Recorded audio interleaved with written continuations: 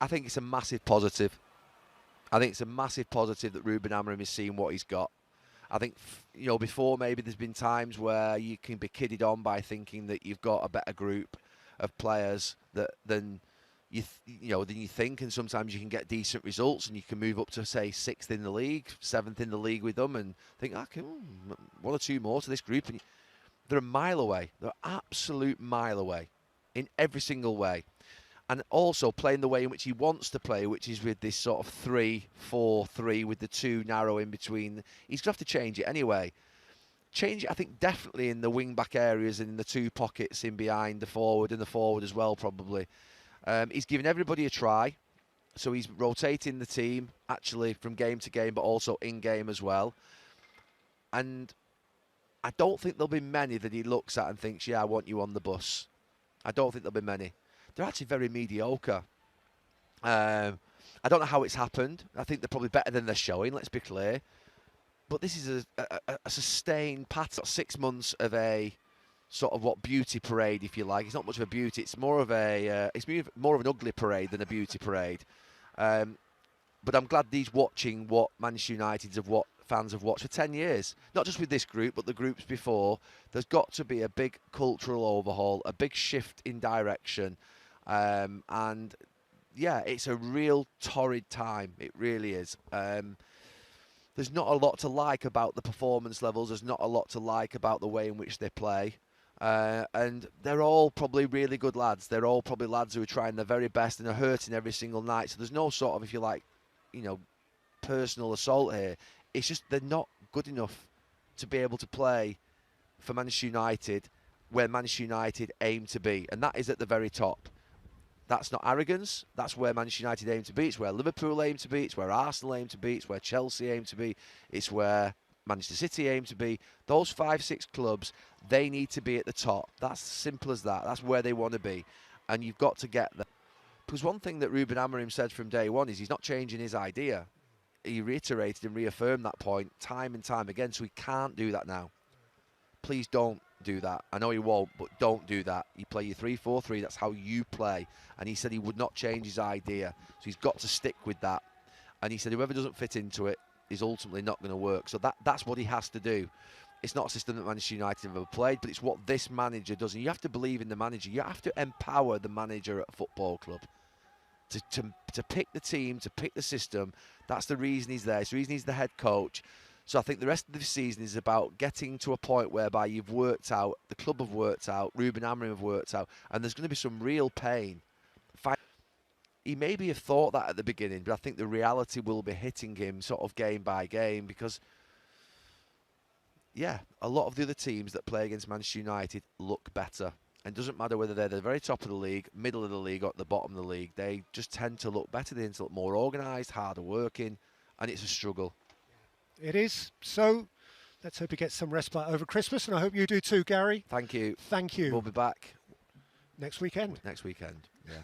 Yeah, without conceding nothing to the opponent, and then when one set pieces make us more nervous, all the stadium, I felt it.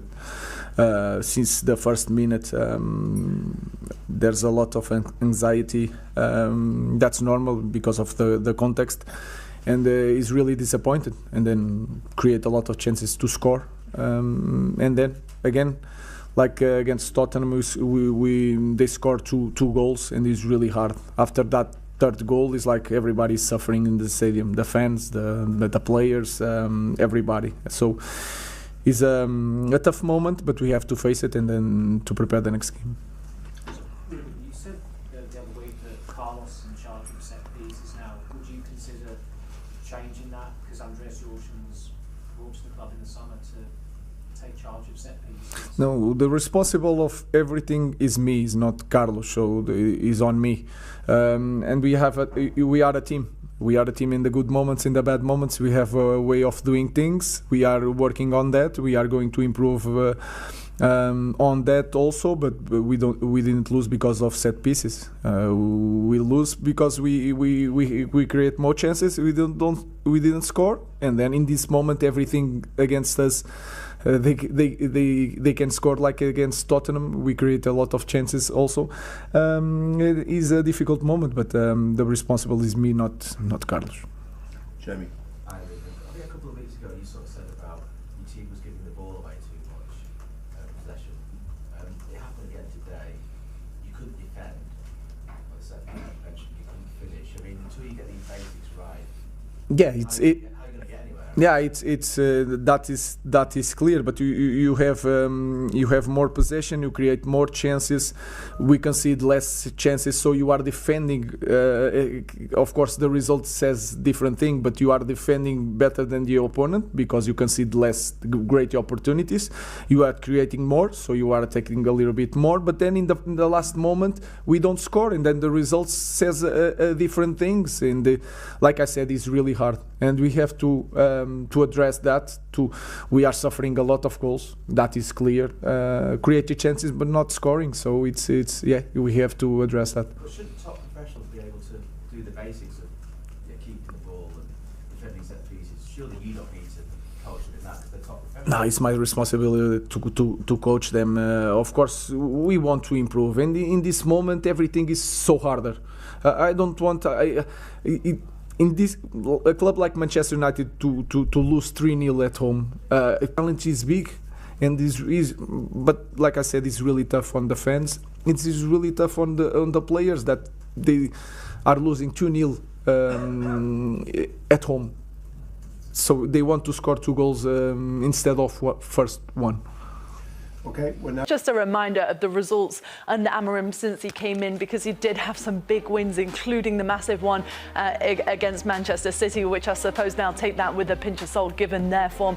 Then he won in the Europa League, which I suppose has been a bit of a silver lining considering where they sit as well. But this is bad, isn't it? Not just the losses, but the amount of goals that they're conceding. Surely he's got to sort things out defensively first. They were not scoring that many goals, so he's come in and the first thing he changed was, okay, we're going to build with 3. I think it's a fundamental part of football, a fundamental part of when you analyze any coach. Do they build with 3 center backs or they build with 2? Because it changes the way that the team looks. And he changed that, and they score a lot of goals. Right before coming into today, they scored 21 goals coming into it. So that's not been the issue. But I'll go back to what I was saying before. Nobody will remember Sir Alex Ferguson's style of play, Mourinho's style of play, Ancelotti's style of play. Do they have good enough people, though? Does he have good enough defenders? He definitely needs more. He definitely needs more than what's at his disposal. We had a good clip the other day, Mourinho saying, look, at my time at Man United, I was responsible of cleaning out, but I never got to move new furniture in. I hope he gets the time to move new furniture in, but at the same time, you know what Man United's style of play is? You know what Juventus' style of play is? You know what the top clubs in the world, the style of play is? Winning football matches. That's the style, because that's what the fans want. That's what the players want.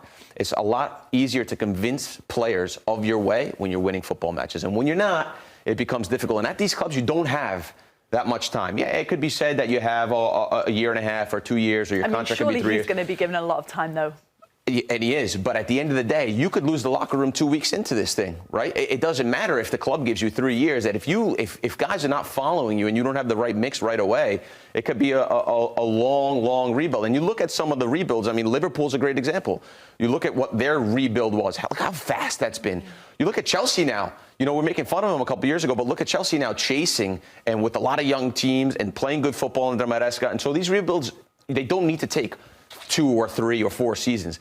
They can happen quite quickly if you get them right. And right now, I'm not so sure about Man United's rebuild. Just before we talk about Chelsea, what is a successful season for Manchester United? They're in the Europa League. They've got a chance in that competition, but it feels like week in, week out, who knows what we're going to see from them. Well, Bledman, there's not one player in the team with more than 4 goals. He doesn't know if it's going to be Højlund. He doesn't know if it's going to be Zirkzee. He doesn't know if it's going to be Fernandes. He doesn't know who his guys are yet, and it's, you know, we're talking 9 games in, so you have to start to figure that out. But a successful season for me would be to try to flirt with Europe at the end of it. Try to get into the top 5 or 6 and see if they can get themselves into Europe. Getting so many goals and so many easy goals, and that's what kills you. In Pep's case, it's more on the counterattack, right? And with Amorim, it's on these set pieces, right? And these are things that need to be fixed before you address style of play, personnel, or any of that other stuff.